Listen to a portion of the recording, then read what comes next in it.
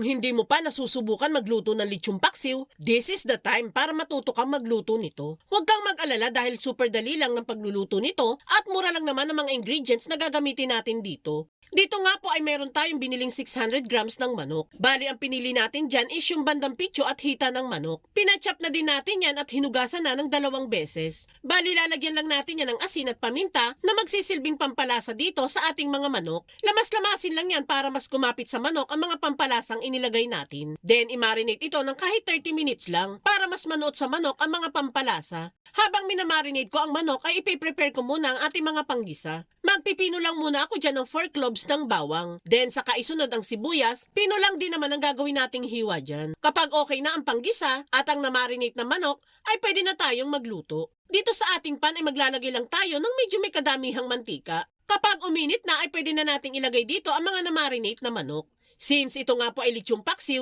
kaya kailangan nating iprito or ihawi ng mga manok bago haluan ng sarsa. Pero sa case natin, paprito po ang best option para mas madali or convenient ang pagluluto nito. At habang piniprito natin ang mga manok, ay gusto ko lamang pong pasalamatan at i-shoutout sina Ma'am Annalyn Daluyo ng Nueva Ecija, Ma'am Clarissa Garcia ng Quezon, at Ma'am Alma Etcoba ng Masbate. Thank you sa walang sawang panunood mga madam ko! Dito guys, hindi na natin masyadong lulutuin ang mga manok. Basta makita lang natin na nag-brown na ang outer layer nito, ay okay na po iyan. Pwede na po natin yung hanguin isa-isa at iset aside muna. Dito naman sa same pan na pinagprituhan natin, ay nagbawas lang tayo ng mantika. At saka naman tayo dyan magigisa ng sibuyas at bawang. Palalabasin lang natin ang bango ng ginigisa bago ilagay ang mga napritong manok. At kung nakaabot ka sa part ng video natin ito, it means na interesado ka sa recipe na sinishare natin ngayon. At kung sakali pong magugustuhan mo itong lechon paksiw recipe natin, pwede po bang pusuan mo naman ang video natin? At mag-comment ka na din po kung taga saan po kayo. Malay mo po ma-shoutout kita sa mga future videos na gagawin pa natin. Maraming salamat po!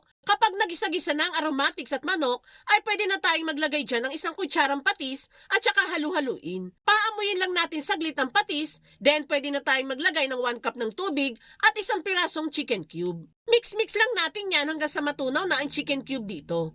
Then saka natin yan takpan at hayaan mo na ito mag-simmer ng kahit 3 minutes lang. Makalipas ang 3 minutes sa pagsisimmer natin dito, ay halu-haluin itong muli at pwede na nating ilagay itong Mang Tomas para sa sarsa. Mga halos kalahati lang naman po ng 1 bote ang nagamit natin dyan. Masyado na po kasing marami kapag nilahat pa natin. Halu-haluin lang hanggang sa kumalat na sa niluluto yung sarsa na inilagay natin. Then saka takpan at hayaan mo nang kumulo hanggang sa lumapot ang sabaw natin dito. Once kumaunti na ang sabaw at bahagya na itong lumapot, maglalagay naman tayo dyan ng 1 kutsara lang po ng suka. Huwag itong hahaluin guys. Takpan at hayaan mo nang maluto ang suka ng kahit 2 minutes lang.